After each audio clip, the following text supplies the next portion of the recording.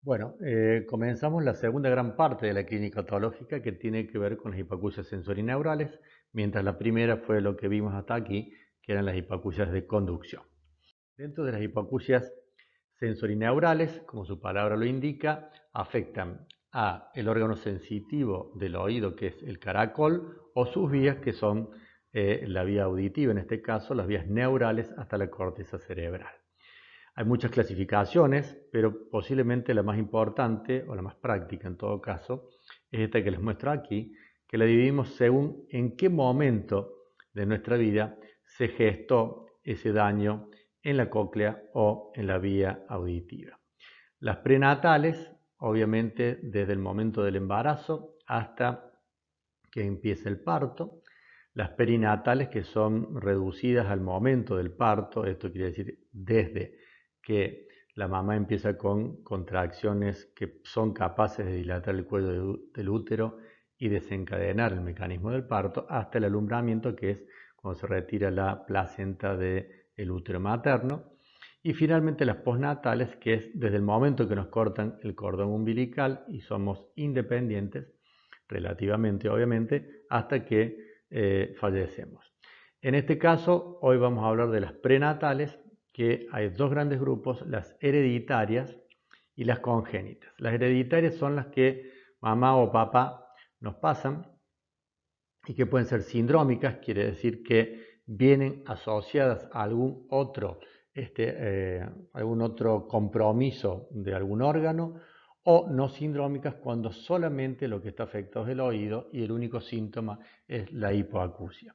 Mientras que las congénitas pueden darse durante la gestación, durante la embriogénesis, o sea, los primeros 3 meses, el primer trimestre es lo más frecuente, aunque no son privativas del primer trimestre y pueden también afectarse en el segundo trimestre, y se deben habitualmente a las causas infecciosas, metabólicas o tóxicas. Dentro de las infecciosas, las más comunes son la toxoplasmosis, el citomegalovirus, el herpes, la sífilis. Las metabólicas tienen que ver con trastornos, por ejemplo, como la diabetes o la fenilcetonuria, y tóxicas por lo que la mamá pudiera consumir durante su embarazo, sea ya de origen legal o ilegal. Me refiero a medicamentos o a drogas no legales. En las perinatales, como ustedes están viendo, lo más frecuente es la hipoxia, o sea, la falta de oxígeno que sufre el bebé en el momento del parto y que termina con un sufrimiento fetal agudo, ergo con algún daño cerebral en las vías auditivas o en la cóclea. Y la eritroblastosis fetal, que no es más que la incompatibilidad sanguínea, llamada incompatibilidad RH, por la cual los anticuerpos de la mamá destruyen la sangre del bebé y a veces es incompatible con la vida también, que veremos más adelante. Y finalmente los postnatales, de acuerdo a la etapa de nuestra vida donde nos afecte, serán distintas en el neonato, en el lactante y en el infante, de lo que son las causas más comunes del joven, del adulto y del anciano. Dentro de las hipoacusias prenatales, que es la que vamos a hablar exclusivamente en esta clase, tenemos dos grandes grupos que son las no sindrómicas, como les mencioné, donde solo se presenta la hipoacusia. Y acá hay dos grandes tipos, las que tienen las malformaciones estructurales en el oído interno y las que tienen los trastornos genéticos en las proteínas que van a formar ese oído interno y sus vías auditivas. Y las sindrómicas, donde hay compromiso de algún otro órgano, y habitualmente las malformaciones son varias o variables en el cuerpo humano. De acuerdo a este artículo de la Universidad de Salamanca, la prevalencia de las hipoacusias infantiles, o sea, prelinguales, que nos afectan antes de que empecemos a desarrollar nuestro lenguaje, sería idiopática en un 25%, significa que no sabemos el origen, no genética en un 25% y genética en un 50%. Dentro de las genéticas, un 70% sería absolutamente sola, o sea, hipoacusia sola, sería la no sindrómica, mientras que un 30% viene asociada a daño en otro órgano. Dentro de las no sindrómicas, de acuerdo al tipo de herencia que nuestros padres nos transmitan, tenemos 4 grandes tipos. La autosómica recesiva, que es del 75 a 85%, o sea, por lejos la más frecuente y la más severa. La autosómica dominante, de 15 a 24%, habitualmente es menos penetrancia, por lo tanto menos expresión genética, menos hipoacusia. Y la ligada al cromosoma X o la ligada al sexo, del 1 al 2%. Y habría que agregar las mitocondriales, que es el porcentaje que faltaría. Todas estas se denominan en inglés DFN porque viene de la palabra en inglés sordera, que es deafness. Las autosómicas recesivas se van a denominar con la letra B larga, mientras que la autosómica dominante se van a denominar con la letra A, las ligadas al cromosoma con la letra X y las mitocondriales con la letra M. Dentro de las no sindrómicas, el primer gran capítulo son las malformaciones de la cóclea. O sea, el niño nace con una malformación anatómica de su cóclea. Esta clasificación, el primero que o sea, están descritas desde hace muchísimos años. Aquí están la famosa aplasia de Michel, la aplasia de Mondini, pero desde el año 2002 estamos manejando una nomenclatura distinta que tiene que ver con la clasificación de Leven-Senaroglu, que es un señor de Turquía que ha estudiado muchísimo el tema, debido a que Turquía es uno de los países con mayor cantidad de niños con malformaciones auditivas que ocasionan hipoacusia sensorineural. Partiendo de la deformidad de Michel, que es la que ven abajo, que es la falta absoluta de oído interno, o sea, genéticamente no desarrollamos el oído interno. Vamos ampliando este círculo que van viendo, y lo primero que sigue después a la falta total de cóclea es la aplasia coclear, o sea, es la falta de cóclea pero sí la presencia de vestíbulo.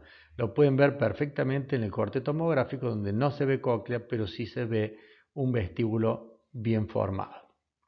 Obviamente, tanto la aplasia de Michel como la aplasia coclear tienen una hipoacusia severa bilateral si está afectado en los dos oídos, obviamente, pero es total, o sea, no hay restos auditivos posibles. La que le sigue es como que algo se ha desarrollado y se llama cavidad común. La cavidad común, como ustedes están viendo, tanto el laberinto anterior como el posterior, o lo que es lo mismo, la cóclea y el vestíbulo están unidos en una sola cavidad. De ahí viene el nombre de cavidad común. Entonces, en estas malformaciones, habitualmente hay muy poco resto de células ganglionares, por lo cual habitualmente tienen muy poquito resto auditivo, son hipoacusias realmente muy profundas y severas. Si seguimos avanzando, la partición incompleta de tipo 1, ustedes ven que hay como dos bolsitas, una corresponde a la cóclea o laberinto anterior y la otra al laberinto posterior, que es el vestíbulo. Acá ya hay como una pequeña diferenciación entre ambos, pero obviamente hay muy pocas células ganglionares, por lo cual esa cóclea también tiene muy poquitos restos auditivos. Si seguimos evolucionando hacia una cóclea normal, lo que continúa es la hipoplasia coclear, que como su palabra lo indica, es una cóclea ya, pero mal desarrollada. De no tener cóclea, que es el comienzo, a tener una cóclea mal formada, hipoplásica, pequeña, pero que sí ya tiene restos ganglionares, restos auditivos, algún resto de célula ciliada externa, razón por la cual estos pacientes pueden tener un pequeño resto en audición en los sonidos graves, pero que no es útil obviamente para desarrollar lenguaje.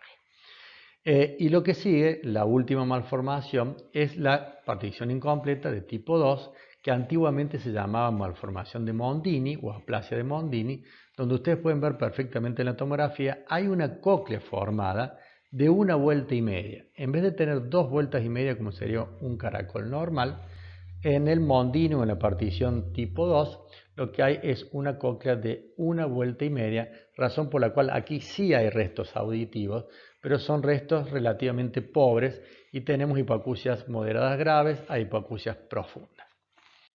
En el mismo gráfico, pero quizás más útil para ustedes para diferenciarlo, es lo mismo de Senaroglu, desde la aplasia coclear, pasando por la hipoplasia, la cavidad común, la partición incompleta severa, la partición incompleta leve, que sería el Mondini, hasta el laberinto normal. Dentro de las no sindrómicas, también tenemos las alteraciones genéticas que tienen que ver con la herencia, que como les dije puede ser dominante, recesiva, ligada al sexo o mitocondrial. La dominante es casi el 20% de los casos, generalmente es progresiva y se adquiere después de haber desarrollado el lenguaje, por lo cual estos pacientes desarrollan el lenguaje alrededor de los 3 años, pero después empiezan a perder progresivamente su capacidad auditiva e incluso a veces no es bilateral sino unilateral. La segunda, la más frecuente, es la autosómica recesiva, que si se recuerdan se denomina con la letra A. Es el 80% de los casos, generalmente es prelocutiva, o sea, es prelingual, antes que el niño empiece a desarrollar su lenguaje, es mucho más temprana, tiene una penetrancia muy alta, es bilateral y normalmente es profundo severa y terminan todos estos casos en implantes cocleares porque no hay forma de ayudarlos con otra forma que no sea, por ejemplo, un audífono.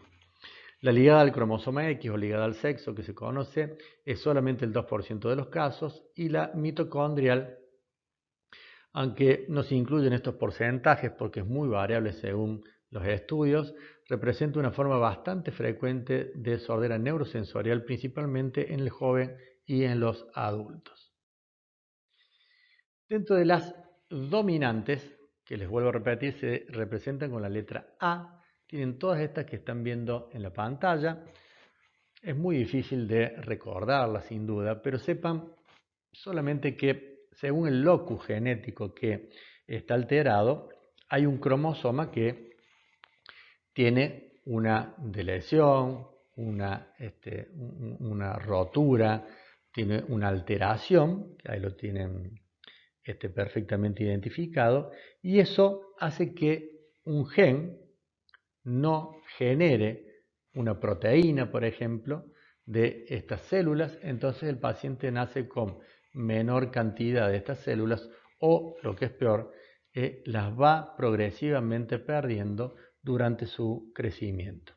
Como ustedes están viendo, ahí dice a continuación cuándo se inician, casi todas son poslinguales, como les mencioné, y se inician entre la primera, segunda y tercera década de la vida. Y como ven en el audiograma, la evolución casi siempre es progresiva. Por eso hay que estar muy atento a estas cuando tenemos pacientes jóvenes o adultos que empiezan con una pérdida progresiva bastante rápida de su audición. Entonces habría que pensar en una autosómica dominante. Mientras que las autosómicas recesivas, que como les dije claramente son el 80%, aquí tienen también el locus, el gen que está asociado, y casi todas estas son prelinguales. Las más frecuentes son las tres que les menciono ahí, que son la GJB2 o la GJB6, que en inglés significa la proteína beta, que es la que está faltando, que la 2 es la más conocida como conexina 26, la B6 es la conexina 30 y el gen OTOF u otoferlina es otra que es muy frecuente. Estas serían dentro de las autosómicas recesivas las más frecuentes en los países occidentales. Mientras que las ligadas al sexo, que van con la letra X, ustedes pueden ver que hay más descriptas, pero las 4 principales son las que están aquí mencionadas. Pueden ser pre o postlinguales, son totalmente variables las frecuencias afectadas, pero habitualmente son pantonales, quiere decir que son curvas planas, o sea, pierden los graves, los neutros y los agudos, y como ustedes están viendo, pueden habitualmente generar hipoacusias muy profundas o severas. Mientras que las mitocondriales, finalmente, la más frecuente de todas es la tercera que están viendo, es la 1555 AG, donde se cambia una adenosina por una guanina, y es la variante que permite, por ejemplo, que un ototóxico, como son los aminoglucósidos, los antibióticos, la gentamina, concretamente, pueda, si tiene este gen mitocondrialmente, afectar al paciente y terminar en una sordera muy profunda. Después de las no sindrómicas, vienen las sindrómicas, o sea, las que afectan con hipoacusia al paciente de moderada grave a severa o profunda y compromete algún otro órgano. Hay más de 400 síndromes descritos en la bibliografía, razón por la cual nadie pretende que se describan los 400, pero como para que sepan, el Usher, que es bastante frecuente, lamentablemente, es sordoceguera, porque el paciente, además de tener afectado el oído, tiene afectada la visión por una retinitis pigmentaria. El Holgren, que da una ataxia vestíbulo-cerebelosa, ceguera y sordera, o sea, es un paciente que lamentablemente, aparte de ser sordo-ciego, no tiene nada de equilibrio por la ataxia, esto significa. El Alport, que es una insuficiencia renal con sordera. El Jervell, que tiene alteraciones en el ritmo cardíaco, con síncopes cardíacos, muerte súbita y también sordera. El Prendet, que se asocia a la sordera con un bocio que puede ser eutiroideo o hipotiroideo. El Alstrom, que da ceguera, diabetes, obesidad e hipoacusia. El Hurler, que da enanismo, retraso mental, ceguera y sordera. Y uno que es el más frecuente de todos, que es el síndrome de Waardenburg, donde hay hipertelorismo, hiperplasia de las cejas, anisocoria, o sea, tienen un iris diferente al otro, que también tiene heterocromía, tienen habitualmente un ojo verde y el otro mitad verde y marrón, y tienen el mechón blanco característico sobre la frente y obviamente la hipoacusia. Y después tenemos las sindrómicas mitocondriales, que acá están los 4 síndromes más conocidos. El primero, que es el síndrome de Kearns-Sayre, es muy, es muy claro de identificar porque viene el paciente con oftalmoplegia progresiva, más una retinitis pigmentaria que lleva a la ceguera, ataxia, quiere decir que no tiene equilibrio, y tienen problemas cardíacos severos que pueden llevar lamentablemente a síncope cardíaco e infarto. El MERF, que se asocia, como ustedes están leyendo, con mioclonías y epilepsia. El MELAS, que se caracteriza por vómitos intermitentes, isquemia cerebral, como si fueran una especie de accidente cerebrovascular transitorios con hemiparesia y ceguera cortical. Y finalmente el MID, que se acompaña a la pérdida auditiva de una diabetes por una alteración mitocondrial que está totalmente descrita, que es la 3243, también adenosina por guanina. Entonces, estas mitocondriales también son frecuentes, lo había dicho ya, hay no sindrómicas, la 1555, y hay sindrómicas como esta que les estoy mostrando ahora. Finalmente, decirles como concepto general que las hipoacusias neurosensoriales por alteraciones genéticas y hereditarias lamentablemente son muy frecuentes. Hoy, a partir de la descripción y secuenciación del ADN por Craig Venter desde hace ya más de una década, podemos mapear esto y saber frente a qué alteración genética estamos. Lo lamentable es que estos mapeos mitocondriales son virtualmente inaccesibles en nuestro país, ya que en general son muy costosos, están alrededor de $2.000 para chequear todo esto que les he mostrado, todos los genes que pueden darnos hipoacusias autosómicas dominantes, autosómicas recesivas, mitocondriales o ligadas al sexo. Gracias.